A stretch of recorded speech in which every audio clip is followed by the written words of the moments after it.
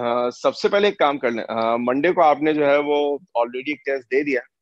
अगर उस टेस्ट से रिलेटेड किसी के जहन में कोई भी कंफ्यूजन है या लास्ट लेक्चर से मुतालिक किसी के जहन में कोई कंफ्यूजन है, feel free to ask. Otherwise हम फिर जो है वो आगे बढ़ जाएंगे। आप में से कोई भी बच्चा जो टेस्ट से रिलेटेड या प्रीवियस लेक्चर से रिलेटेड कोई भी क्वेश्चन करना चाहता है, आप बिल्कुल पूछ सकते हैं।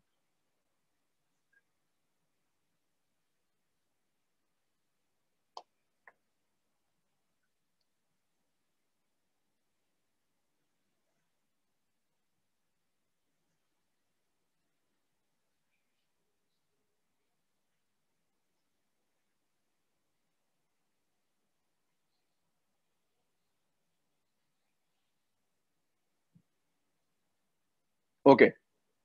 सो अगर अगर किसी के जहन में कोई कंफ्यूजन नहीं है, तो फिर हम करते हैं कि हम जो है वो आगे बढ़ जाते हैं। लेकिन लास्ट टाइम तक हमने जो आखिरी काम किया था, वो आखिरी काम हमने किया था बीट से रिलेटेड।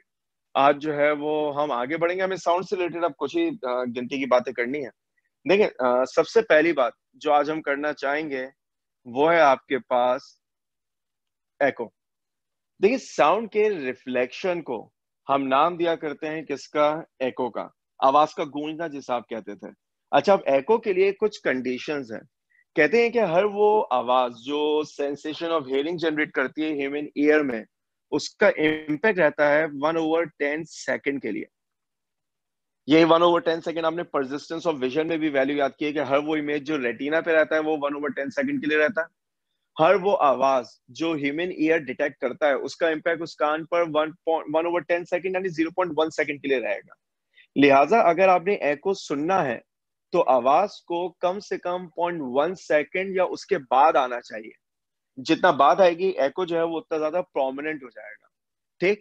फिर वो आप एक छोटी सा एक्सपेरिमेंट करते थे कि वो मिनिमम डिस्टेंस कितना होना चाहिए रूम टेम्परेचर पे, जिसपे आपको एको सुनाई दे। फॉर एग्जाम्पल, अगर मैं कहूँ कि मेरे पास स्पीड ऑफ साउंड है 340 मीटर पर सेकेंड, मेरे पास एक रूम है, और इस रूम के साथ मैंने किया ही है कि इस रूम की फ्लोर, इस वॉल पे और इस सीलिंग पे मैंने कोई सॉफ्ट मटेरियल लगा दिया। सॉफ्ट मटेरियल का कैरेक्टरिस्टिक क्या होता है? पोरस मटेरियल होगा, वो साउंड को एब्जॉर्ब कर लेगा। हम ऐसा कर क्यों रहे हैं? हम ऐसा इसलिए कर रहे हैं कि जब ये शख्स जो है वो शाउट करेगा, तो आवाज जो है वो हर डायरेक्शन में जाएगी। वो आवाज जो इन तीन रेड वॉल्स में जाएगी वो एब्जॉर्ब हो जाएगी, तो जो भी रिफ्लेक्शन होगा वो सिर्फ इस फ्रंट वॉल से होगा। अच्छा, ये शख्स शाउट करेगा, इसे कोई एको सुनाई नहीं देगा। क्यों सुनाई नहीं देगा? क्योंकि आवाज 0.1 सेकंड से पहले वापस आ रही है। अब ये शख्स ग्रेजुअली पीछे जाएगा, और फिर इसे एक ऐसा पॉइंट मिल जाएगा जहां पर इसे पहली दफा एको सुनाई देगा। पहली दफा एको सुनाई देने का मतलब ये होगा कि sound wave left to right जाएगी, राइट टू लेफ्ट जाएगी, और इस पूरे काम में जो टाइम लगेगा, वो टाइम आपके पास कम से कम कितना होना चाहिए? 0.1 सेकेंड। अब आप कहेंगे कि speed of sound wave constant होती थी, आप फॉर्मूला इस्तेमाल करेंगे S = VT। अब सबसे इंपॉर्टेंट बात, अगर मैं कह दूं ये डिस्टेंस जो है वो d है, तो मुझे s की जगह 2d लिखना चाहिए। d distance for forward motion and d distance for backward motion. ठीक। v की वैल्यू कितनी है? 340, और टाइम कितना होना चाहिए? 0.1। So d should be 34/2, that is 70 metres. इसका मतलब ये हुआ कि अगर speed of sound 340 metre per second और मैं एको सुनना चाहता हूं, तो जो मिनिमम डिस्टेंस होना चाहिए रिफ्लेक्टिंग सरफेस का, दैट शुड बी 17 मीटर्स। यही वजह है कि आप डे लाइफ में एको जो है वो नहीं सुन पाते। क्यों नहीं सुन पाते? इसलिए नहीं सुन पाते क्योंकि जो फ्लोर है वो आपसे 1 मीटर या 1.2 मीटर या 1.3 मीटर के फासले पे होगा, वो 70 मीटर के फासले पे आपसे नहीं है। आपके इर्द गिर्द इतने ऑब्जेक्ट्स मौजूद हैं कि आवाज वहां से रिफ्लेक्ट होती है, तो आप एको सुन नहीं पाते।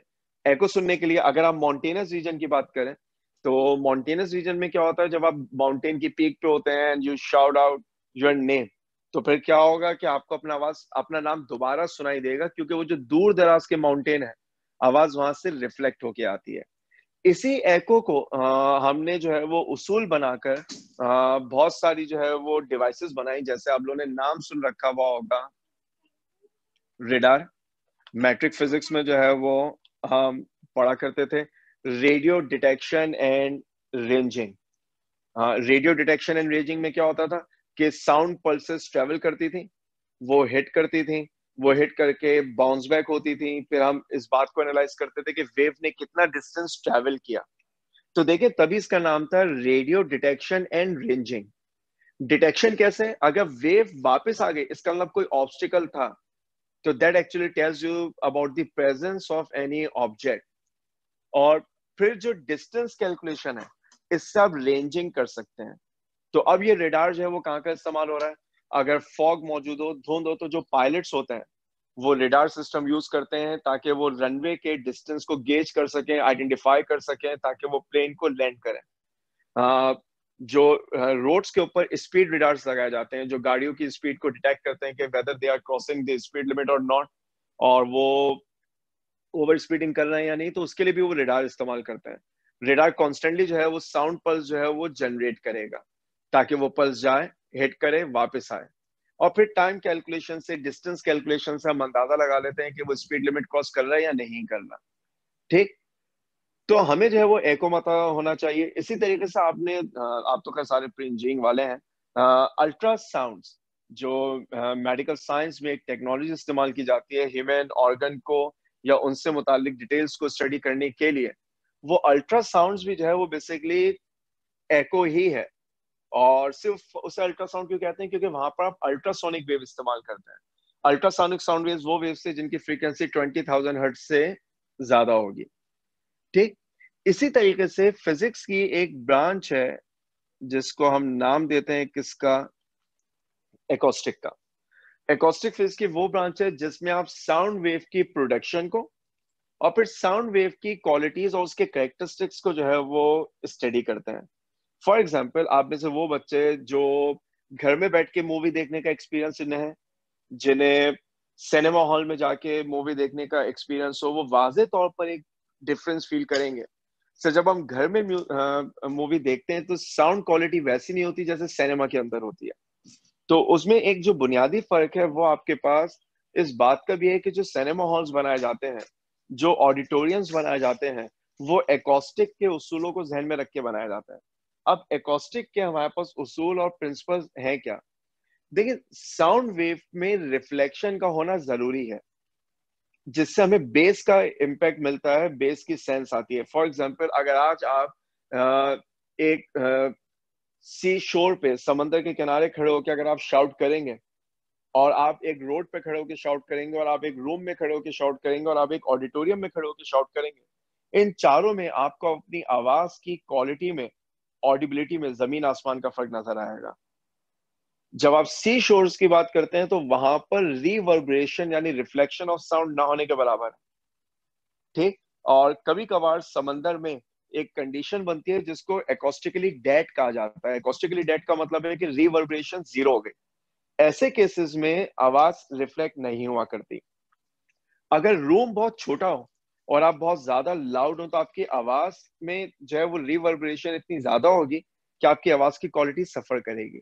एक अच्छी आवाज के लिए रिवर्बरेशन को जीरो भी नहीं होना चाहिए, रिवर्बरेशन यानी रिफ्लेक्शन ऑफ साउंड को बहुत ज्यादा भी नहीं होना चाहिए।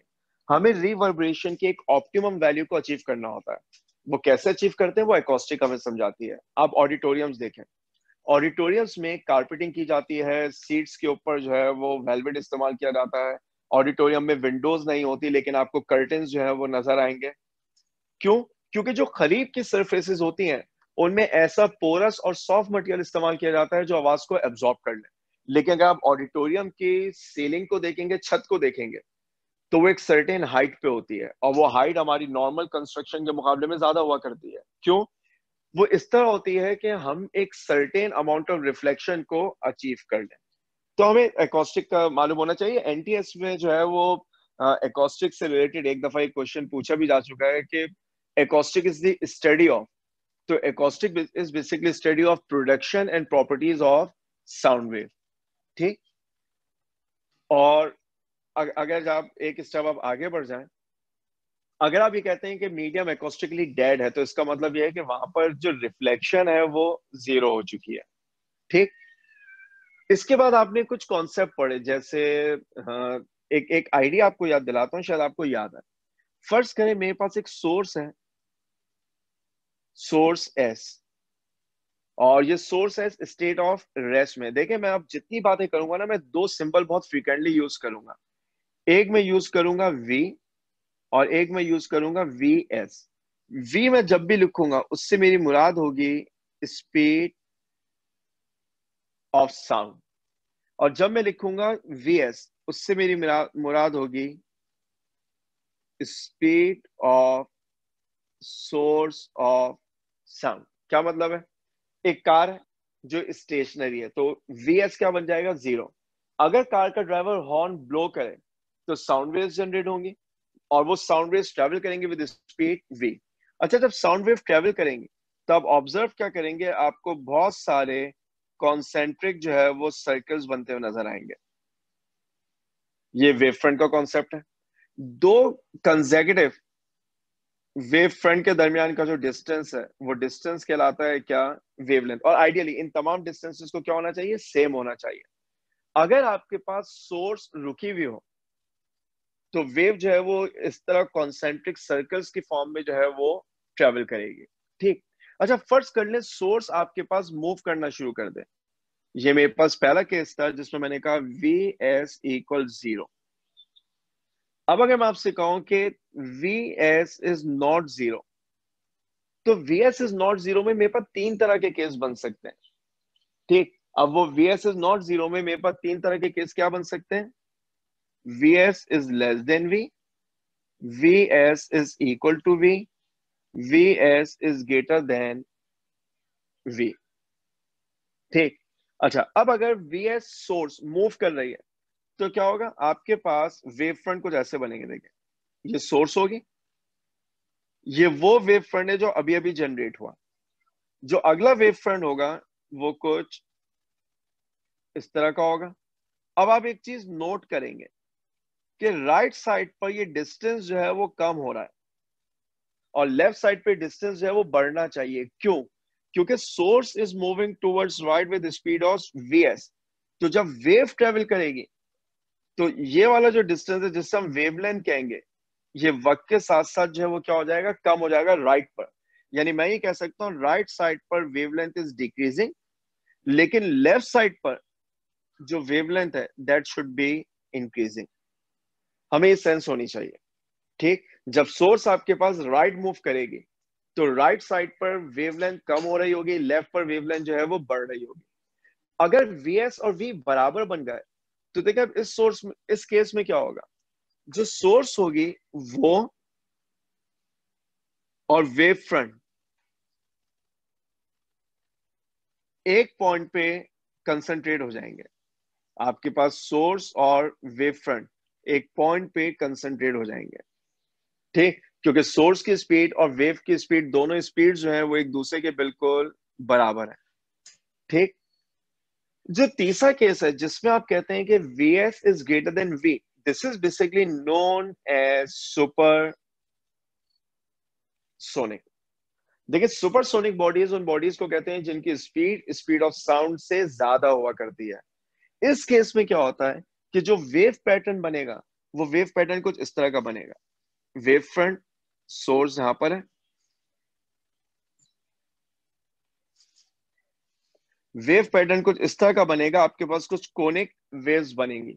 इसका मतलब क्या? देखिए, जो बड़ा सर्किल है ना, ये बेसिकली वो पहला वेव फ्रंट था जो जनरेट हुआ। अब वेव प्रोपेगेट कर रही, लेकिन क्योंकि सोर्स की स्पीड ज्यादा थी तो सोर्स आगे निकल गई, उसने दूसरा सर्किल बनाया, फिर वो आगे निकल गया, उसने तीसरा सर्किल बनाया। ये जो केस है, इन वेव्स को हम नाम दिया करते थे किसका?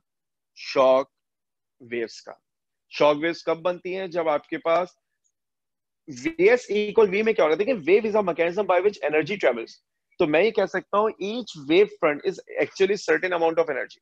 अगर मैं समझाने के लिए एक एग्जांपल ले लूं कि फर्ज कर लें एक वेव फ्रंट की एनर्जी 1 जूल है, तो जब आपके पास पहले केस देखिए, when Vs is less then V, 4 wave front मैंने बनाए हैं, तो 1 joule 1 joule 1 joule 1 joule is uniformly distributed. जब Vs इक्वल V होगा तो तमाम के तमाम 4 जूल एक पॉइंट पे कंसंट्रेट हो जाएंगे, फोकस हो जाएंगे। और सुपरसोनिक का क्या मतलब है? कि ऑब्जेक्ट उस बैरियर को तोड़ के आगे निकलेगा। ठीक। तो अब जो वेव बनेगी वो क्या कहलाएंगे, शॉक वेव्स। शॉक वेव्स जब किसी सरफेस को हिट करती हैं तो आपको आवाज सुनाई देती है, जिसे नाम दिया जाता है किसका, सोनिक बूम का। उस आवाज को हम नाम देते हैं सोनिक बूम का। आपने अक्सर देखा होगा जो पैसेंजर प्लेन होते हैं, हम बचपन में ही करते थे, शायद आजकल के बच्चों की ऐसी ऑब्जर्वेशन ना हो, कि जब हमें पैसेंजर प्लेन की आवाज सुनाई देती थी तो हम जो है वो बाहर की तरफ भागते थे, क्योंकि हमें फिर वो जहाज जाता हुआ दिखाई देता था। क्योंकि पैसेंजर प्लेन जो होता है वो सब सोनिक होता है। सब सोनिक का मतलब है जिसकी स्पीड स्पीड ऑफ साउंड से कम है। तो पहले आवाज सुनाई देती थी, बाद में प्लेन आता था। जो फाइटर जेट्स होते हैं, जो एयरफोर्स यूज करती है, वो प्लेन जो है वो सुपरसोनिक है। उनकी स्पीड स्पीड ऑफ साउंड से ज्यादा है। यही वजह है कि पहले आपको जहाज दिखाई देगा, बाद में उसकी आवाज सुनाई देगी। और शायद आपने मूवीज वगैरह में देखा होगा कि अगर फाइटर प्लेन लोअर एल्टीट्यूड पे ट्रेवल कर जाए बिल्डिंग के करीब से, तो शीशे वगैरह टूट जाने हैं। वो शीशे वगैरह क्यों टूट जाने हैं? वो शीशे टूट जाने हैं सोनिक बूम की वजह से। शायद आपको ये वाली बात याद हो कि एक फिनोमेना होता था जिसको रेजोनेंस कहते थे। इत्तेफाक से हमने फर्स्ट ईयर में सिर्फ प्रैक्टिकल में इस्तेमाल किया, थ्योरी में कहीं नहीं पढ़ा। थोड़ा सा हवाला दे दूं। जब बॉडीज वाइब्रेट करती हैं तो उनका जो टाइम पीरियड होता है वो कहलाता है क्या, नेचुरल टाइम पीरियड। उनकी जो वाइब्रेशन होती है वो कहलाती है नेचुरल वाइब्रेशन। अच्छा, वाइब्रेटरी मोशन पीरियोडिक होती है क्योंकि उसका एक टाइम पीरियड है, वो एक टाइम के बाद अपने आप को रिपीट करेगी। अगर आप एक वाइब्रेटिक ऑब्जेक्ट पर एक पीरियोडिक फोर्स लगा दें, periodic force is the force which is acting periodically.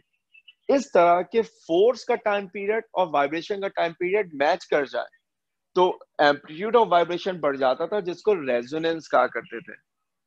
ठीक।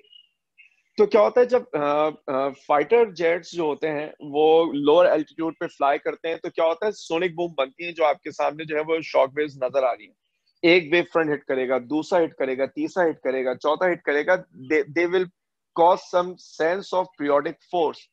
तो जो गिलास होता है उसमें जो मॉलिक्यूल्स हैं, क्योंकि glass is a super cooled liquid, उसमें जो मॉलिक्यूल्स हैं उनकी वाइब्रेशन बढ़ जाएगी, उनका एम्पलीट्यूड बढ़ जाएगा। जब एम्पलीट्यूड बढ़ जाएगा रेजोनेंस की वजह से, तो वो अपना अपने आप को कंपोज नहीं रख पाएंगे, गिलास टूट जाएगा। बिल्कुल यही सूरत हाल होती है जो जब कहीं पर कोई ब्लास्ट होता है या इस तरह के ऑब्जर्वेशन हमारी होती हैं। तो हमें जो है वो ये बात समझ में आनी चाहिए कि सोनिक बूम क्या है। अच्छा, जितने सुपरसोनिक ऑब्जेक्ट हैं उनकी स्पीड नॉर्मली हम जो है वो एक खास यूनिट से, एक खास तरीके से जो है वो मेजर किया करते हैं। और उस तरीकेकार को हम नाम देते थे किसका, मैक नंबर का। ठीक है। हम उस तरीकेकार को जो है वो नाम देते थे किसका, मैक नंबर का। ठीक। और अब अगर आप बात करेंगे मैक नंबर की, तो हम मैक नंबर को कैसे कैलकुलेट करते थे। Mach number is noted bye MACH and Mach number is given by V over VS। ठीक है। मैक नंबर का हमारे लिए जो है वो मतलब क्या हो जाएगा, V ओवर VS, जहां पर V हमारे लिए जो है वो स्पीड ऑफ साउंड हो जाएगी। ठीक। और जो V होगा हमारे पास, वो हमारे पास जो है वो इनफैक्ट जो VS होगा वो स्पीड ऑफ सोर्स होगी। ठीक। तो हमें जो है वो मैक नंबर जो है वो मालूम होना चाहिए। मैक नंबर आपको ये बताएगा कि किसी भी ऑब्जेक्ट की स्पीड स्पीड ऑफ साउंड का कितना टाइम जो है वो हुआ करती है। ठीक। इस मैक नंबर से रिलेटेड कुछ एडिशनल चीजें हैं जो हम बिल्कुल जो है वो डिस्कस करेंगे, लेकिन बिल्कुल एंड में, क्योंकि आज अभी जितना मेरे पास टाइम है ना, मैं एक मेजर टॉपिक खत्म करना चाहता हूँ, ताकि क्योंकि होपफुली ईद से पहले आज आपकी लास्ट क्लास होगी, ताकि हमारा मेजर टॉपिक जो है वो कंप्लीट हो जाए। क्योंकि मुझे मैक नंबर की दो तीन डिफरेंट फॉर्म्स जो है वो आपको रिकॉल करवानी होंगी। देखें, अब जो चैप्टर में हमारे लिए आखिरी चीज है, वो आखिरी चीज है बेसिकली डॉपलर्स इफेक्ट।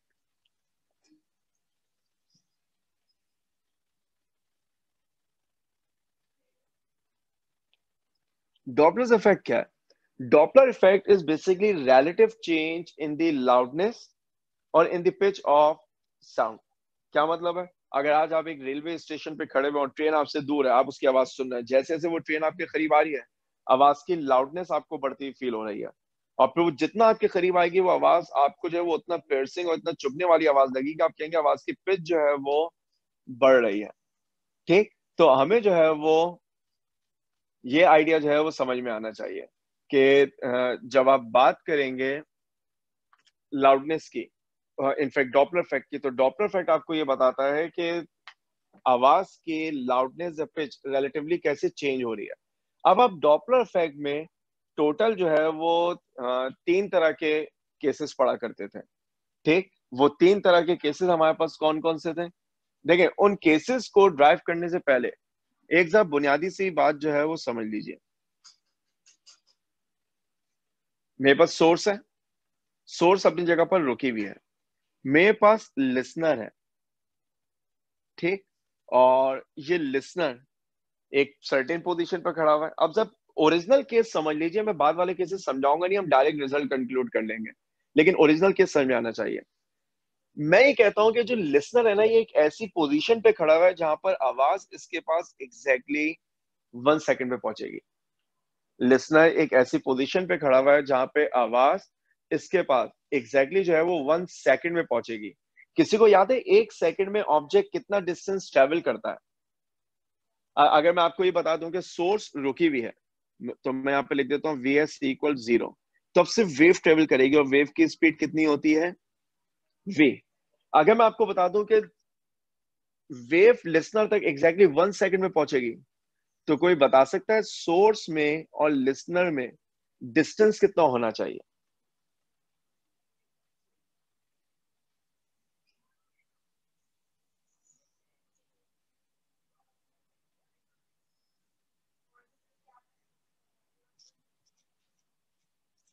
जी, अगर आप में से कोई भी बच्चा ये बात बताना चाहे कि अगर साउंड वेव की स्पीड वी है, wave is reaching the listener in exactly 1 second, then what should be the distance between source and listener?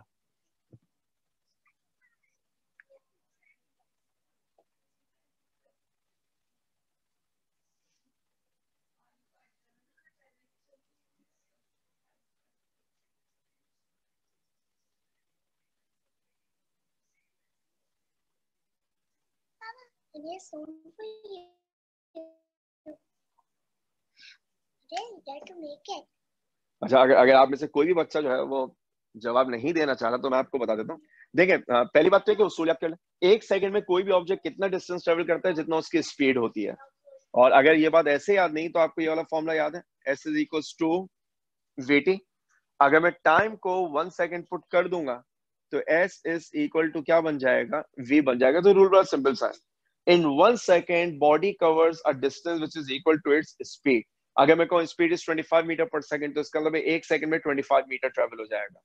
ठीक, और अगर मैं आपसे कहूँ speed is 2 metre per second, इसका मतलब 1 सेकंड में 2 मीटर ट्रेवल होगा। तो it means that this distance is V. तो ये जो वी मैंने नीचे लिखा है, ये डिस्टेंस है बेसिकली। अच्छा, 1 सेकंड में कितनी वेव जनरेट होती हैं? 1 सेकंड में उतनी वेव जनरेट होती हैं जितनी वेव की या सोर्स की फ्रीक्वेंसी होती है। तो इस डिस्टेंस v में एफ वेव्स होंगी। अब अगर आपको याद है, मैंने जब ये चैप्टर स्टार्ट किया था और वेव पोर्शन में v इक्वल एफ लैम्डा पढ़ाया था, तो मैंने एक जगह फॉर्मूला ड्राइव किया था, s is equal to n lambda. Reference दे देता हूं, जब मैंने v equal f lambda derive किया ना, मैंने वहां पे ये इक्वेशन लिखी है। तो यहां से हम कहते थे कि लैम्डा बराबर होगा distance over number of waves. यहाँ पर डिस्टेंस v है और नंबर ऑफ वेव्स f है, तो मेरे पास लैम्डा क्या बन जाएगा? v over f। अब अगर किसी के ध्यान में ख्याल आ रहा है, इतना मुश्किल काम क्यों कर रहे हैं, v इक्वल एफ लैम्डा होता है, तो लैम्डा तो v ओवर f ही बनना चाहिए। बात सिर्फ ये कि ये लॉजिक अगर आपको समझ में आ जाएगी ना, तो हमारे लिए आगे वाले केसेस जो है वो ड्राइव करना आसान हो जाएगा। कि lambda is given by distance over f। ये डॉपलर इफेक्ट की बेसिक है कि अगर सोर्स स्टेट ऑफ रेस्ट में और सिर्फ वेव इज ट्रेवलिंग, तो 1 सेकंड में डिस्टेंस v होगा, नंबर ऑफ वेव्स f होंगी, और जब आप वेवलेंथ निकालना चाहेंगे, तो आप आपके पास जो है वो फॉर्मूला बन जाएगा क्या? v ओवर f, यानी distance over number of waves. अब डॉपलर इफेक्ट का केस नंबर 1, केस 1, मैं मेरी कोशिश होगी कि मैं कंपैरिजन में ही समझाऊं, ताकि आपके लिए बात जो है वो निस्बतन आसान रहे। तो मैं कोशिश ये करूंगा कि मैं तीनों केसेस पैरेलल में ही ड्रॉ करूं।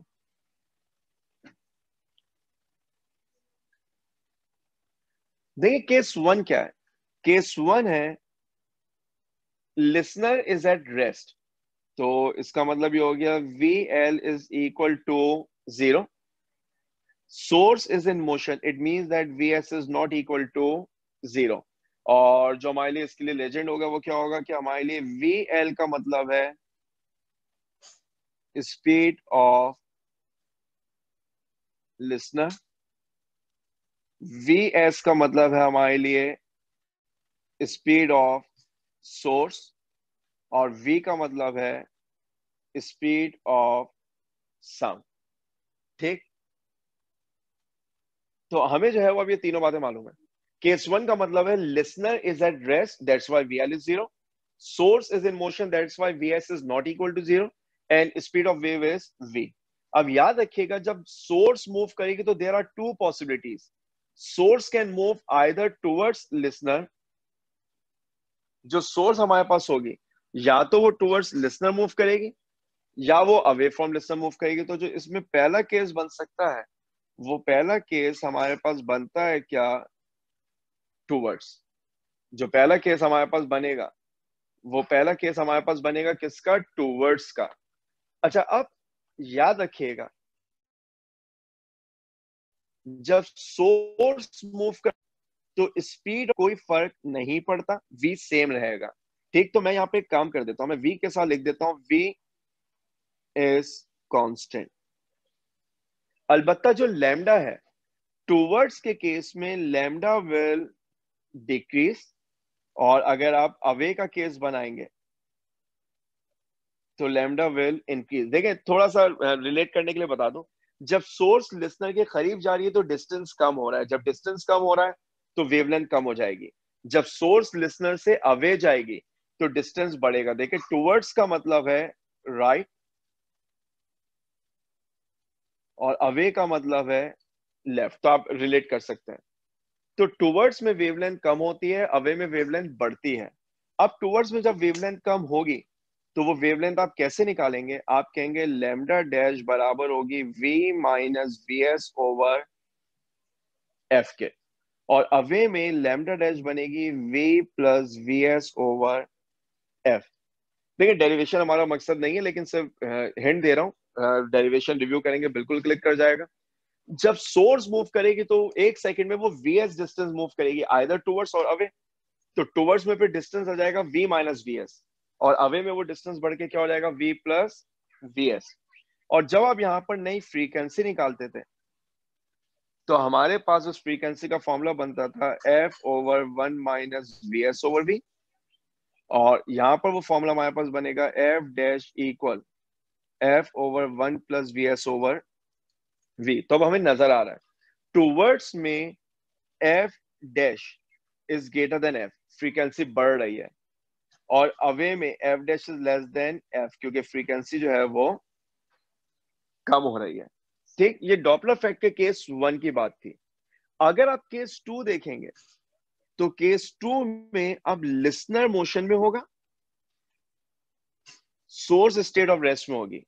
और याद रखिएगा जब केस टू की बात करते हैं और लिसनर मूव करता है तो वेवलेंथ ऑफ साउंड क्या रहती है, कांस्टेंट. मैं सिर्फ याद दहानी के लिए हिंट दे देता हूं. देखिए लिसनर 1 सेकंड पे था तो नंबर ऑफ वेव्स F थी. अगर लिसनर आधे डिस्टेंस पे आ गया तो अब साउंड वेव 1 सेकंड में नहीं आएगी, आधे वेव में आएगी, आधे सेकंड में आएगी. जब आधा सेकंड हो जाएगा तो नंबर ऑफ वेव्स भी हाफ हो जाएंगी. तो हम क्या कहते थे कि डिस्टेंस आधा हो गया, नंबर ऑफ वेव्स हाफ हो गए, नंबर ऑफ वेव्स सेम रहेंगी, यानी वेवलेंथ जो है वो सेम रहेगी. मैं रिपीट कर दूं, जब लिसनर मूव करता है तो 1 सेकंड में अगर मैं कहूं कि लिसनर के पास F वेव्स आ रही थी, अगर लिसनर जो है वो आधे डिस्टेंस पे आके खड़ा हो जाए तो वेव 1 सेकंड में नहीं आएगी, आधे सेकंड में आएगी.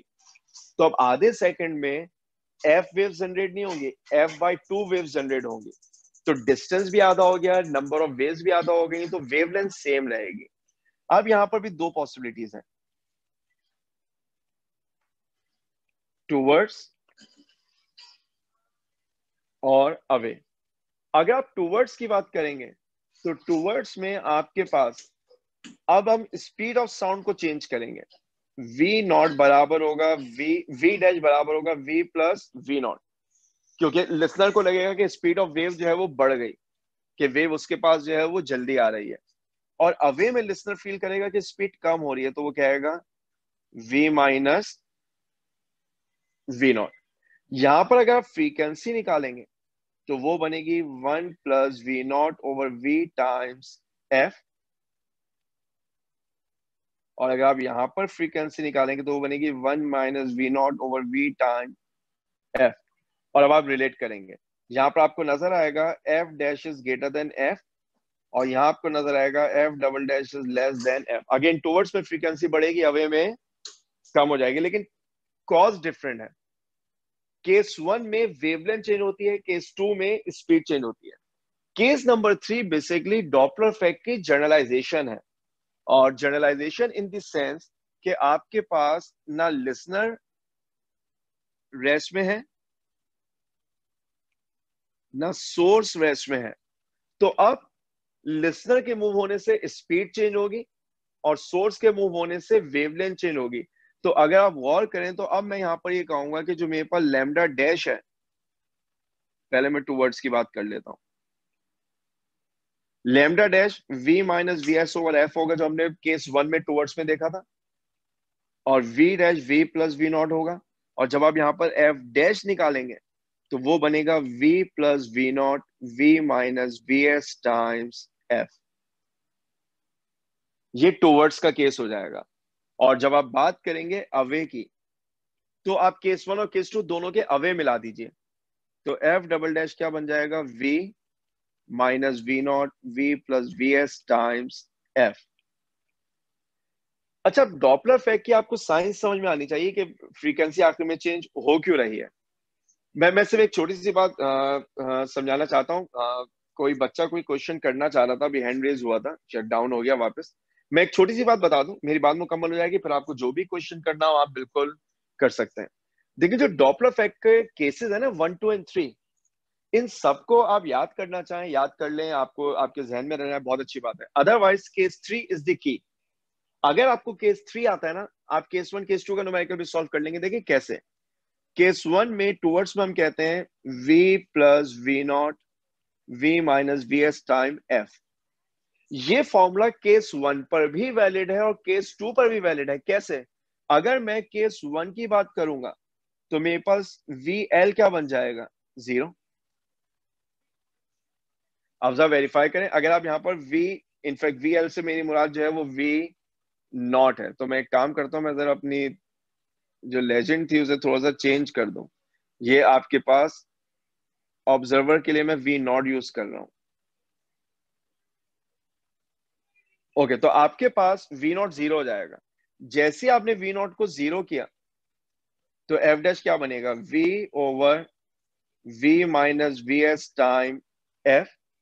और शायद आप सारे प्री इंजीनियरिंग वाले बच्चे हैं, आपके लिए काम मुश्किल नहीं होगा कि ये जो न्यूमरेटर का v है, अगर मैं इसे डिनोमिनेटर में लाके डिवाइड कर दूं तो मेरे पास फॉर्म ये बन जाएगी 1 - vs/v टाइम f, जो कि आप वेरीफाई कर सकते हैं। मैंने ऑलरेडी ऊपर जो है वो ड्राइव किया हुआ है, 1 - vs/v टाइम्स f। ठीक। इसी तरह अगर आप इसे केस 2 पे अप्लाई करना चाहेंगे तो केस 2 में vs क्या बन जाएगा, 0। जरा vs 0 पुट कर दें तो आप और आसानी से ड्राइव कर लेंगे। v + v0/v टाइम f बनेगा, एलसीएम ब्रेक करेंगे, 1 + v0/v टाइम f बनेगा। आप वेरीफाई कर सकते हैं, मैंने लिसनर जब टूवर्ड्स में है तो मैंने सेम फॉर्मूला लिखा है। लिहाजा सारे केसेस याद हो बहुत अच्छी बात है, टाइम बच जाएगा। लेकिन अगर आपको सिर्फ आखिरी केस भी याद है ना, तो ये आपके लिए बेस्ट पॉसिबल सिनेरियो है कि आपको ये याद हो, क्योंकि आप इस इक्वेशन से केस 1 भी सॉल्व कर सकते हैं, केस 2 भी सॉल्व कर सकते हो, केस 3 तो ऑब्वियसली सॉल्व हो ही जाएगा। ठीक। डॉपलर इफेक्ट के वो न्यूमेरिकल जहां पर स्पीड ऑफ साउंड गिवन नहीं होगी, वहां पे आप speed of sound eight 25 degree जो है वो इस्तेमाल करेंगे। मैं दोबारा रिपीट कर रहा हूँ, जहां पर आपके पास जो वो डॉपलर इफेक्ट में जो है वो स्पीड ऑफ साउंड जो है वो गिवन नहीं है, वहां आप स्पीड ऑफ साउंड जो है वो रूम टेम्परेचर 25 पे इस्तेमाल करेंगे, जो कि 340 मीटर पर सेकेंड या 345 मीटर पर सेकेंड होती है, depending upon the value of v0। मैं आपको रिकमेंड करूंगा बुक के अंदर जो v0 है उसके करस्पॉन्डिंग जो v/25 आएगा वो यूज कर लें। वैसे मेरा ख्याल है किताब के अंदर जितनी प्रॉब्लम्स हैं वहां पे वो v की आपको वैल्यू दे देता है, तो एप्टीट्यूड में भी इम्कानात रोशन है कि वो वैल्यू दे दें। एक केस ऐसा है जहां पर वो आपको v की वैल्यू नहीं देंगे, जहां पे वो वी नॉट और V S in terms of V आपको दे रहा है। फॉर एग्जाम्पल अगर आपसे कहा जाए कि हमारे पास दो दो कार्स हैं which are approaching towards each other with speeds of, let's say, speed of source is 0.5 times v and speed of listener is 0.3 times v, क्योंकि दोनों मूव कर रहे हैं। और अगर टूवर्ड्स का केस है तो मैं क्या कर दूंगा, मैं फॉर्मूला लगाऊंगा F dash equal V plus V not V minus V S times F. मुझे वी की नीड ही नहीं है, क्योंकि जब मैं सारी वैल्यूज पुट करूंगा तो न्यूमरेटर का वी और डिनोमिनेटर का वी कैंसिल हो जाएगा। तो जब मैंने ये कहा ना कि अगर वी गिवन ना हो तो आपको वी कैलकुलेट करना पड़ेगा, तो अब इसको रिलीजियसली फॉलो ना कीजिएगा। क्वेश्चन में देखिएगा डेटा किस तरह गिवन है। अगर वो डेटा में वी नॉट और वी एस आपको जो है वो वी की फॉर्म में दे देता है, तो आपको वी की नीड ही नहीं होगी, क्योंकि वो डायरेक्टली क्या हो जाना है, कैंसिल हो जाना है। ठीक। अच्छा, अब डॉपलर इफेक्ट से मुताल्लिक एक छोटी सी बात। डॉपलर इफेक्ट जो है वो क्या लाइट वेव्स पे अप्लाई किया जा सकता है? अगर आप में से कोई भी बच्चा हाँ या ना में जवाब देना चाहे तो अपना हैंड रेज करके आप जवाब दे सकते हैं। क्या मैं डॉपलर इफेक्ट को लाइट वेव्स पे अप्लाई कर सकता हूँ? यस सर, हो सकता है। बिल्कुल अप्लाई कर सकते हैं। याद रखिएगा, डॉपलर इफेक्ट जितना साउंड पर वैलिड है उतना ही लाइट पे वैलिड है। और अखलाक कोई एग्जांपल देना चाहेंगे कि सर डॉपलर इफेक्ट लाइट पे हमने यहाँ पे अप्लाई किया? सर वो रेड शिफ्ट और ब्लू शिफ्ट की बात होती है ना, डॉपलर शिफ्ट की। एक्सेलेंट। और रेड शिफ्ट भी पे अगर आप थोड़ा सा इस पर रोशनी डाल दें तो मुझे बड़ा अच्छा लगता है जब बच्चे जो है वो जवाब दे रहे होते हैं। सर रेड शिफ्ट अवे का होता है और ब्लू शिफ्ट आने करीब का आने का होता है। मुझे सही तरह याद नहीं आ रहा, लेकिन कुछ इस तरह का होता नहीं नहीं, आइडिया आपका बिल्कुल सही। देखें, अगर आप जो है वो विजिबल लाइट के स्पेक्ट्रम को देखेंगे तो आपको शायद वो विबग्योर याद होगा। ठीक है, हम कहते थे violet, indigo, blue, green, yellow, orange and red, जिसमें रेड की वेवलेंथ सबसे ज्यादा है और वॉयलेट की वेवलेंथ सबसे कम है। तो हम ये कहते थे यूनिवर्स इज एक्सपेंडिंग, ये कायनात जो है ना वो फैल रही है, एक्सपेंड हो रही है। तो वो कैसे कहते थे, सिग्नल जाएगा। तो क्योंकि यूनिवर्स इज एक्सपेंडिंग, तो अवे का केस है। अवे के केस का मतलब है डिस्टेंस बढ़ रहा है। डिस्टेंस बढ़ने का मतलब है वेवलेंथ बढ़ रही है, और वेवलेंथ बढ़ने का मतलब है wave is moving towards left. तब इसका नाम पड़ गया क्या, रेड शिफ्ट। ठीक है, तब इसका नाम जो है वो रेड शिफ्ट पड़ेगा। याद रखिएगा, डॉपलर इफेक्ट जितना इक्वली आप अप्लाई कर सकते थे साउंड वेव पे, वो वैसे ही लाइट पे भी अप्लाई होता है। फर्क सिर्फ इतना है कि उसके लिए फॉर्मूला ये नहीं होते, और वो फॉर्मूला हमारे सिलेबस में है भी नहीं, लिहाजा में उसके बारे में परेशान होने की नीड भी नहीं है। हमें बस ये उसूल याद हो कि डॉपलर इफेक्ट लाइट पर, साउंड पर, दोनों पर जो है वो अप्लाई किया जा सकता है। ठीक। तो हमें जो है वो ये बातें मालूम होनी चाहिए। लेक्चर जो है वो आपके बिल्कुल सामने। अगर किसी के जहन में कोई भी क्वेश्चन है तो आप जो है वो बिल्कुल पूछ सकते हैं।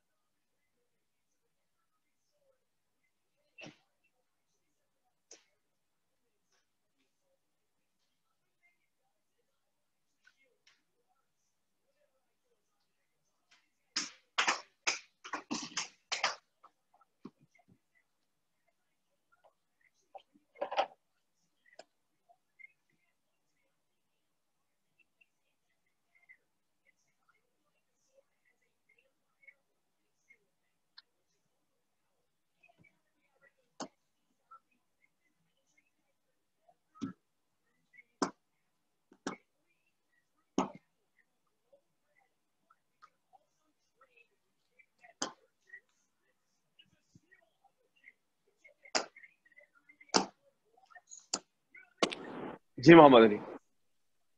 सर केस 2 में लैम्डा कांस्टेंट कैसे हुआ, एक दफा फिर बता दीजिए। देखिए, मैं अब क्योंकि मैंने टॉपिक खत्म करा दिया तो मैं बिल्कुल तफसील से भी बता सकता हूँ। देखिए, होता ये था कि ये आपके पास सोर्स है, ये आपके पास लिसनर है, दोनों के दरमियान का डिस्टेंस v है और नंबर ऑफ वेव्स f है, क्योंकि वेव लिसनर के पास 1 सेकंड में पहुंची है। अगर मैं आपसे कह दूं कि लिसनर जो है वो आधे फासले पे आके खड़ा हो गया यहाँ पर, तो अगर पहले वेव 1 सेकंड में पहुंची थी तो अब वेव कितने सेकंड में पहुंचेगी? आधे सेकंड में। अगर 1 सेकंड में एफ वेव जनरेट होती थी तो आधे सेकंड में कितनी वेव जनरेट होगी? f/2। तो अब डिस्टेंस भी आधा हो गया, नंबर ऑफ वेव्स भी आधा हो गई। अगर आप वेव लेंथ का फॉर्मूला देखें तो मैं कहता था distance over number of waves. तो डिस्टेंस है v/2, नंबर ऑफ वेव्स है f/2, 2 से 2 कैंसिल, वेव लेंथ पे कोई फर्क नहीं पड़ेगा। कुछ बात वाज़ेह हो रही है? जी जी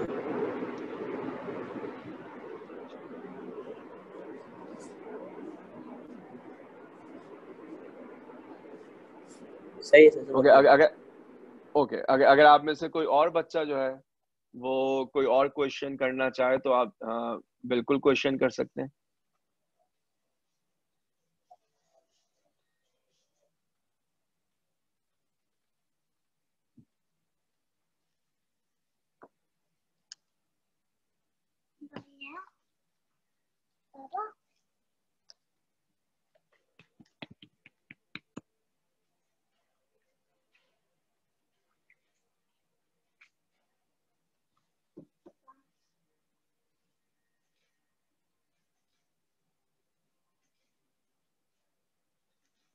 हाँ मोहम्मद अली, आप सवाल करना चाहते हैं? ये हैंड आपका पहले से ही रेज हुआ है, चलिए नीचे से लाइए। अगर आप में से कोई भी बच्चा जो है वो कोई क्वेश्चन डॉपलर इफेक्ट से मुतालिक करना चाहे आप बिल्कुल कर सकते हैं। क्योंकि आप नहीं करेंगे तो मैं मैक नंबर से मुतालिक कुछ छोटी मोटी बातें बताना चाहता हूँ जो नॉर्मली हम सिलेबस में नहीं पढ़ते, क्योंकि कुछ मौजूद है और कुछ नहीं है। एप्टीट्यूड के हवाले से अगर आपको मालूम हो तो अच्छी बात है। तो अगर किसी के जहन में कोई भी कंफ्यूजन है तो आप मुझसे बिल्कुल पूछ सकते हैं, अदरवाइज मैं वो 2-3 बातें आपको बता दूंगा। चले, अगर आपके ध्यान में कोई क्वेश्चन नहीं तो जल्दी से मैक नंबर पे वापस आ जाएं। देखें, पहली बात, जब आपके पास ये सोनिक वेव शॉक वेव्स बनती हैं, ठीक है, तो आपको एक कोन बनती हुई नजर आती है और वो कोन जो है वो कुछ इस तरह की है, ठीक है। इस कोन का ये जो एंगल होता है ना, ये एंगल ऑफ कोन कहलाता है। इस एंगल को हम कहते हैं एंगल ऑफ कोन। और अगर ये एंगल आपको मालूम हो ना तो कहते हैं कि Mach number is given by, अब हमारे पास दो तरीके हैं। एक है v/v, यानी speed of source divided by speed of sound in that medium. और इसी मैक नंबर का हमारे पास दूसरा फॉर्मूला क्या होता है? 1/sin of theta. आप मैक नंबर दोनों तरीकों से निकाल सकते हैं, ठीक। एक तो ये दो बातें जो आपको मालूम होनी चाहिए। अच्छा, अब हमारे पास जो है ना वो आजकल की अब साइंस ने जो बड़ी तरक्की कर ली, आप में से कोई बता सकते हैं कि आजकल जो फाइटर जेट होते हैं वो किस स्पीड से ट्रेवल करते हैं?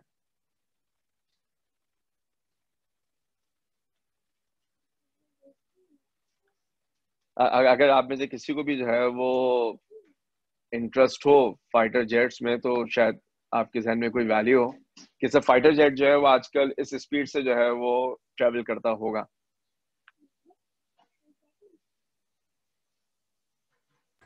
Sir around 7,000 kilometre per hour. Around 7,000 kilometre kilometre पर per hour. Our. Yes value कहाँ से आई है? सर, वो टीवी पे बता रहे थे, नेशनल ज्योग्राफिक देख रहा था। अरे माशाल्लाह, यानी अखलाक जो है वो मुझे काफी ज़हीन किस्म के बच्चे लग रहे हैं। तो वैसे अगर मैक में बताऊं ना तो ये वैल्यू जो है ना वो 6 के करीब, आजकल जो फाइटर जेट, सॉरी 6 के करीब होती है मैक के अंदर। 6 के करीब होती है, हाँ। वो तकरीबन 5 मैक के आसपास जो है वो ट्रेवल कर रहे होते हैं। तो एक छोटा सा ना वो कंपैरिजन है। देखो, वो तमाम ऑब्जेक्ट जिनकी स्पीड मैक नंबर 1 से कम होती है, ठीक है, उन बॉडीज को हम नाम देते हैं क्या? सब सोनिक। ठीक है, उन उन बॉडीज को हम नाम देते हैं किसका? सब सोनिक का। वो बॉडीज जिनकी स्पीड एग्जैक्टली मैक नंबर क्या होती है? 1, उन्हें हम नाम देते हैं ट्रांसोनिक। वो बॉडीज जिनका मैक नंबर 1 से बड़ा होता है इनको नाम दिया जाता है सुपर सोनिक। शायद अब आप में से किसी को पता हो, किसी जमाने में एक पैसेंजर प्लेन होता था, कॉन्कर्ड कहलाता था। और Concorde was the first passenger plane which was actually supersonic. उसकी स्पीड जो है वो शायद 1.5 1.6 के आसपास जो है वो होती होगी, ठीक है, बाद में वो प्लेन्स जो है वो ग्राउंड कर दिए गए क्योंकि उसमें कुछ दो तीन जो है वो क्रैशेस हुए, जिसके बाद वो प्लेन्स जो है वो ग्राउंड कर दिए गए। बहरहाल उससे रिलेटेड भी बहुत सारी जो है वो कंट्रोवर्सीज है। अगर आप में से कोई जो है वो डिस्कवरी चैनल देखता है तो वो अक्सर वो डॉक्यूमेंट्रीज चलाते भी हैं। बहरहाल सुपरसोनिक वो बॉडीज है जिनकी स्पीड जो है वो मैक नंबर 1 से ज्यादा होती है। और आजकल एक नई टर्मिनोलॉजी जो है वो इस्तेमाल की जाती है उन बॉडीज के लिए जिनकी स्पीड जो है वो 5 मैक से ज्यादा है, और उनको नाम दिया जाता है क्या, हाइपरसोनिक। वो ऑब्जेक्ट्स हमारे लेकर आते हैं क्या, हाइपरसोनिक। हाइपरसोनिक का मतलब है वो ऑब्जेक्ट जिनकी स्पीड जो है वो 5 मैक या उससे जो है वो ज्यादा हो जाए। ठीक, हमें मैक नंबर पता होना चाहिए कैसे निकलता है। मैक नंबर 1/sin थीटा से भी निकल सकता है, शायद कभी एमसीक्यूज में आपको वो एंगल दे दें। अच्छा, अब एक एक न्यूमेरिकल है जो मुझे सॉल्व करवाना है। बुक मेरे सामने नहीं है, अगर आप में से कोई बच्चा बुक की प्रॉब्लम्स वाले पेज पे आए तो प्रॉब्लम वाले पेज में जहाँ पे प्रॉब्लम जो है वो स्टार्ट हुई है, मेरे ख्याल से प्रॉब्लम 5 या 6 के करीब होगी, परसेंट चेंज इन वेवलेंथ का क्वेश्चन है। और इस दौरान मैं कोशिश कर लेता हूँ कि मेरे पास जो है वो क्वेश्चन आ ही जाए तो मैं आपको ज्यादा बेहतर बता दूं। अगर बुक्स जो है वो आपके पास मौजूद है तो मैं आपको क्वेश्चन बता रहा हूँ। क्वेश्चन जो है वो परसेंट चेंज इन वेवलेंथ का क्वेश्चन है। गालिबन क्वेश्चन नंबर 6 या 7 होता है। वो दो डिफरेंट एडिशन में दो डिफरेंट नंबर्स हैं।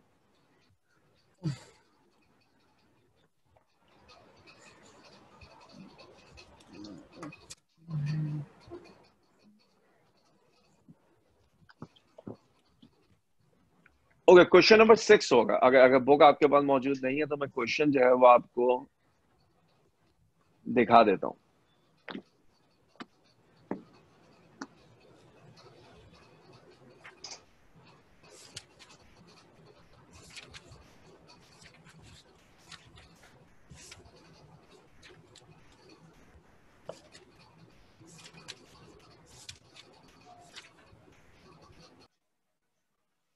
जी, क्वेश्चन आपके सामने है। मुझे उम्मीद है कि आप क्वेश्चन जो है वो देख पा रहे हैं। बुक की जो है वो प्रॉब्लम 6 है। मैं इसको ओरिजिनल डॉक्यूमेंट में ही अटैच कर देता हूँ ताकि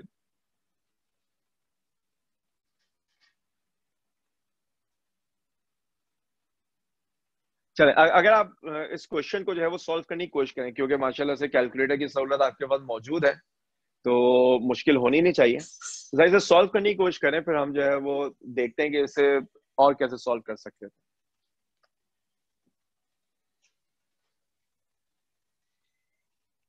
अखलाक कुछ पूछना चाह रहे हैं क्योंकि आपका हैंड रेज हुआ हुआ।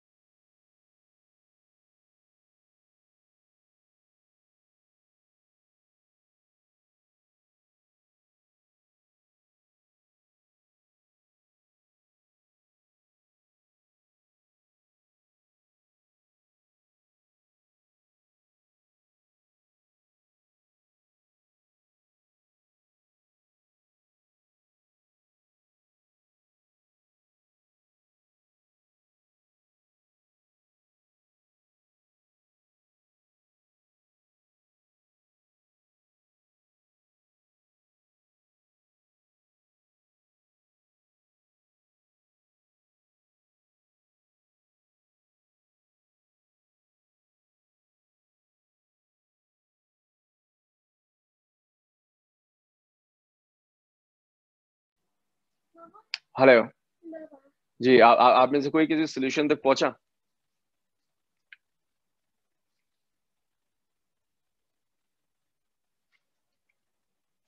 अच्छा, अगर नहीं पहुंचे ना तो हमारे पास 2 से 3 मिनट है। मैं जल्दी से तो इसे हिंट दे दूं कि क्वेश्चन जो है वो सॉल्व कैसे होता है। ठीक। अच्छा, आप स्क्रीन पे देखिए।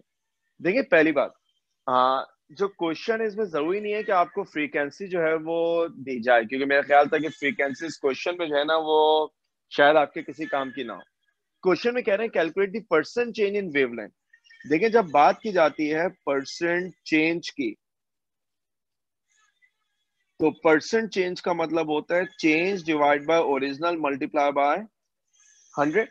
अब यहां पर आपके पास ये कह रहे हैं कि साउंड वेव पहले 27 में थी, फिर 10 डिग्री सेल्सियस में आ गए। चेंज कैसे निकालते हैं? Final minus initial. तो अब यहाँ पे आना चाहिए λ2 माइनस λ1 ओवर λ1 मल्टीप्लाई बाय 100। अब अगर मैं क्वेश्चन का डेटा देखो तो मेरे पास T1 जो है वो 27 है। मुझे केल्विन चाहिए होगा तो ये क्या बन जाएगा? 300 केल्विन। और T2 मेरे पास कितना है? 10। 10 का मतलब क्या बन जाएगा? 283 केल्विन। अच्छा, शायद हो सकता है जब आप फर्स्ट ईयर फिजिक्स में सॉल्व करते हो तो आप क्या करते हो, पहले आप निकालेंगे V1। कैसे? V0 under root T over 273 से। और फिर इसी तरह आप वैल्यू कैलकुलेट करेंगे V2 की, V0 over T2 over 273। V0 की वैल्यू मेरा ख्याल है आपकी बुक में जो है वो शायद वो 332 यूज करते हो। ठीक। आपको जो है वो V1 निकालेंगे, V2 निकालेंगे। फिर कुछ बच्चे क्या करते हैं, वो कहते हैं सर फ्रीक्वेंसी गिवन है तो वो फॉर्मूला लगाते हैं V इक्वल एफ लैम्डा का। V1 मालूम है, F कांस्टेंट रहेगा। अब देख लें, फिर वही बात, एक पर्टिकुलर वेव की बात हो रही है तो फ्रीक्वेंसी चेंज नहीं होगी। और λ1 यहां से आप क्या निकाल सकते हैं? λ1। V2 इक्वल एफ λ2 से क्या निकाल सकते हैं आप? λ2 आप फॉर्मूले में पुट कर दें। ज्यादा आसान तरीका क्या है? देखिए, λ2 को अगर मैं रिप्लेस करूं तो मैं यहाँ पे लिख देता हूं परसेंट चेंज इन वेवलेंथ। आप चाहते तो इसको सिर्फ डेल्टा लैम्डा भी लिख देते हैं। मैं λ2 को कह सकता हूं कि λ2 का मतलब होगा V2 ओवर एफ, और λ1 का मतलब होगा V1 over F. V1 over F multiply by 100। F cancel हो जाएंगे तो फॉर्मूला सिर्फ क्या बन जाएगा? V2 minus V1 over V1 into 100। तो अगर वो आपसे कहते हैं परसेंट चेंज इन वेवलेंथ निकालें, तो percent change in wavelength is same as percent change in speed. तो आपको लैम्डा कैलकुलेट करने की नहीं, आप सिर्फ दो स्पीड्स कैलकुलेट करें और परसेंट चेंज इन स्पीड निकाल लें, बात वही रहेगी। अगर ये आंसर नेगेटिव आया तो नेगेटिव का मतलब है दिस इज डिक्रीज, और अगर ये पॉजिटिव आया तो इसका नाम हमारे लिए क्या बन जाएगा? इंक्रीज बन जाएगा। ठीक। इस तरीके को फॉलो करके जो है वो इसकी न्यूमेरिक वैल्यू निकाल लीजिएगा। मुझे अगर जो है वो गलत याद नहीं पड़ता तो जब आप सॉल्व करेंगे तो आपके पास हो सकता है आंसर -3.2 या -3.4% भी आ जाए।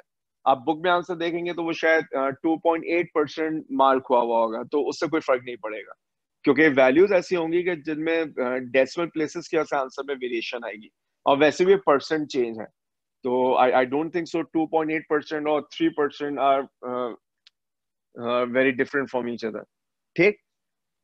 तो अब अगर आज के लेक्चर से मुताल्लिक किसी के जहन में कोई कंफ्यूजन है तो आप जो है वो बिल्कुल क्वेश्चन कर सकते हैं।